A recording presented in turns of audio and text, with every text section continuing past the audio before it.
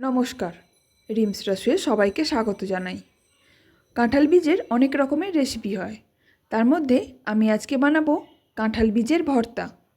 এটা বানানোর জন্য আমি 20টা কাঁঠালের বীজ নিয়েছি। এগুলোকে প্রেসার কুকারে 3টে সিটি দিয়ে সিদ্ধ করে নেব।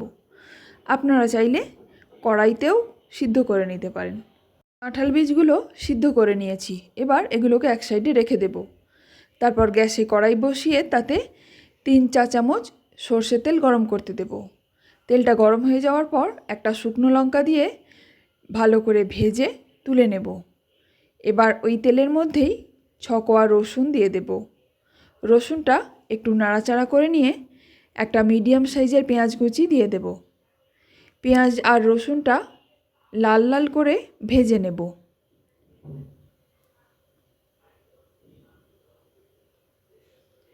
পেঁয়াজ আর রসুনটা লাল করে ভাজা হয়ে যাওয়ার পর ওর মধ্যেই দিয়ে দেব কাঁঠালের বীজগুলো।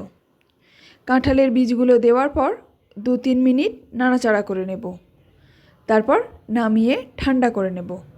এবার একটা থালার মধ্যে কাঁঠাল বীজ, এক টুকরো পাতিলেবু, একটা মাঝারি সাইজের পেঁয়াজ কুচি, একটা কাঁচা লঙ্কা কুচি, ভেজে রাখা শুকনো লঙ্কা আর পরিমাণ মতো নুন নিয়েছি। এখন একটা ভেজিটেবল স্ম্যাশার দিয়ে আমি কাঁঠাল দানাগুলোকে স্ম্যাশ করে নেব।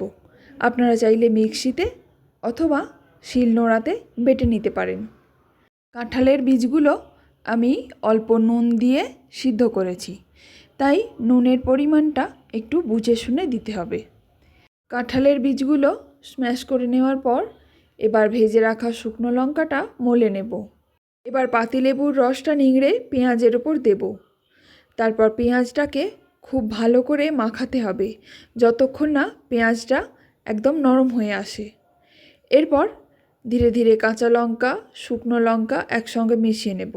পেঁয়াজ লঙ্কা ভালো করে মিশিয়ে নেওয়ার পর এর মধ্যে দিয়ে দেব 1 চামচ সর্ষের তেল। তারপর স্ম্যাশ করা কাঁঠালের বীজ, পেঁয়াজ, লঙ্কা সব একসঙ্গে আবারও খুব ভালো করে মিশিয়ে নেব। ব্যাস, তাহলেই রেডি হয়ে যাবে কাঁঠাল বীজের ভর্তা।